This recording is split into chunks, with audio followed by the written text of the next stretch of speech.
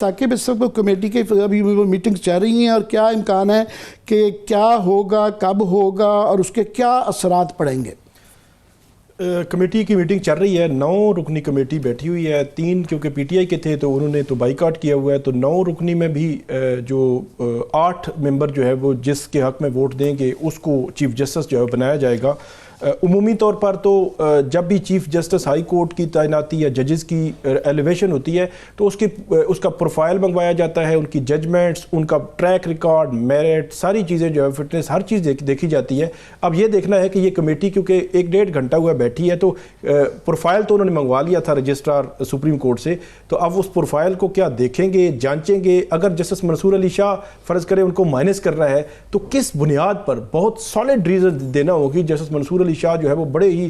دبنگ جج ہے، independent mind ہے ان کا بڑا ٹریک ریکارڈ ہے، انتظامی سائٹ پہ لاہور ہائی کورٹ میں انہوں نے سرو کیا۔ اکراس دا ورلڈ وہ پاکستان کے ان بڑے کم ججز میں ہیں جن کی اپنے ٹینیور کے اندر بہت عزت کمائی ہے، نہ صرف کہ پاکستان میں، انٹرنیشنلی ان کا ریناؤن ہے اور لوگ ان کی بڑی پاکستان کے باہر بھی قدر کرتے ہیں، as a jurist, as an intellectual. جی جاری رکھیے گا۔ جی بالکل، تو ان کو کراس کرنے کے لیے یا مائنس کرنے کے لیے سالڈ، اگرچہ ان کیمرہ پروسیڈنگز ہیں وہ ریزن سامنے تو نہیں آئیں گی، لیکن انٹرنلی سالڈ ریزنز ان کو دینا ہوگی۔ اگر ان کو کراس کر کے منیب اختر تک جاتے ہیں تو منیب اختر کو کیوں جو ہے وہ اگنور کر رہے ہیں، یہ ان کی بھی سالڈ ریزن دینا ہوگی۔ پھر یحییٰ آفریدی تک جو ہے وہ آنا، صرف یہ نہیں کہا جا سکتا کہ کوئی 12 جولائی کا فیصلہ کسی کو پسند نہیں آیا تو اس لیے جسٹس منصور علی شاہ کو نہیں رکھنا، یا ویسے وہ پبلکلی 2-4 دفعہ کہہ چکے ہوئے، چھپایا نہیں ہے۔ بلاول بھٹو صاحب نے صاحب بھی کہا دیا ہوا ہے، ریزنز تو انہوں نے جو پہلے دیے ہوئے ہیں، اپنا بینٹ آف مائنڈ شو کیا ہوا ہے کہ وہ جی کنٹرول نہیں کر سکتے منصور علی شاہ، اور خواجہ آصف یہ فرما چکے ہوئے ہیں کہ اگر وہ چیف جسٹس بن گئے تو ان کو خطرہ ہے کہ 8 فروری کے الیکشن کا آڈٹ ہو جائے گا۔ سو ایک بینٹ دے چکے ہوئے ہیں۔ آپ جاری رکھیے گا اس کے اندر، کیونکہ زیادہ مسئلہ ایک اہم اور بھی ہے کہ اب یہ جو 12 کی جو بنائی گئی ہے کمیٹی، اس کے اندر 9 جو ہیں وہ ایک جے یو آئی کو بھی بیچ میں ہی شامل کر لیں تو وہ گورنمنٹ کے حمایتی ہیں یا جنہوں نے اس ترمیم میں ووٹ دیا ہے۔ دوسری طرف 3 ہیں، اور کیا خوبصورتی سے اس کی حیت بنائی گئی ہے کہ نارملی جو پارلیمنٹری کمیٹی کا جو تصور ہوتا ہے اس کے اندر اپوزیشن اور گورنمنٹ کے برابر کے لیے جاتے ہیں، جیسے کہ الیکشن کمشنر کے لیے طریقہ کار تھا کہ اگر وہ دونوں کی طرف سے راضی ہو جائیں تو ٹھیک ہے، ورنہ پرائم منسٹر یا ایک کمیٹی فیصلہ کرتی ہے۔ تو یہاں پہ انہوں نے نیشنل اسمبلی میں متناسب نمائندگی کا سلسلہ کر دیا، وہاں سے جو ہے 2 لے لیے گئے، ایسا ہی ہے؟ جی بالکل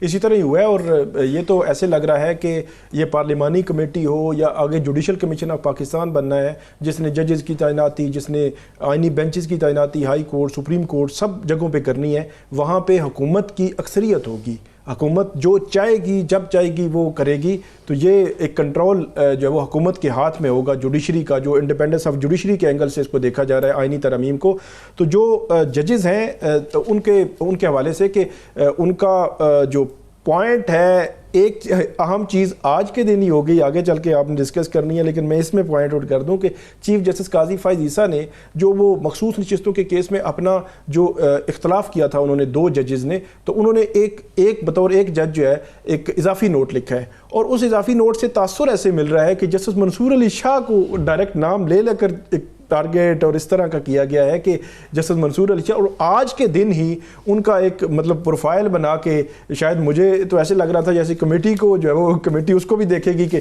یہ تو پورا اندر سے ہی ان کے خلاف جو ہے پوری چارج شیٹ۔ میں اسی پہ بھی آنا چاہ رہا تھا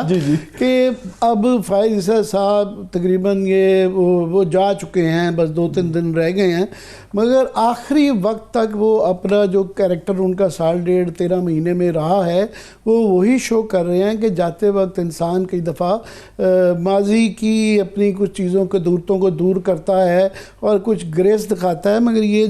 جو فیصلہ آج اختلافی نوٹ جو آیا ہے وہ باقاعدہ وہ فوکس کر کے جاتے ہوئے غصہ نکال کے، اس کی ذرا تفصیلات کچھ تو پڑھ دیں آپ اگر آپ کے پاس ہیں، میرے پاس ورنہ ہے کہ جناب انہوں نے بھی وہی جو پہلے ججز کے متعلق کہا جاتا تھا کہ اکثریتی فیصلے پر عمل درآمد ضروری نہیں ہے، اب یہ کہنا جو ہے یا باقی بھی جو آبزرویشنز ہیں اس میں یہ کیا کیسے دیکھتے ہیں؟ اس میں ایک چیز جو ہے انہوں نے ایسی بات لکھی ہے، انہوں نے اپنا لکھا ہے کہ 46 سال کا ان کا پروفیشنل کیریئر ہے، پہلے وہ وکیل تھے، پھر ہائی کورٹ، پھر سپریم کورٹ جج اور چیف جسٹس بنے، تو 40 سالہ کیریئر میں نے ایسا نہیں دیکھا جو 8 ججز نے کیا ہے. لیکن جو چیف جسٹس نے خود لکھا ہے وہ یہ کہہ رہے ہیں کہ 8 ججز کیونکہ اس میں وضاحتوں کا ایک راستہ انہوں نے کھولا ہوا تھا تو 8 ججز کا فیصلہ گویا فیصلہ ہی نہیں ہے.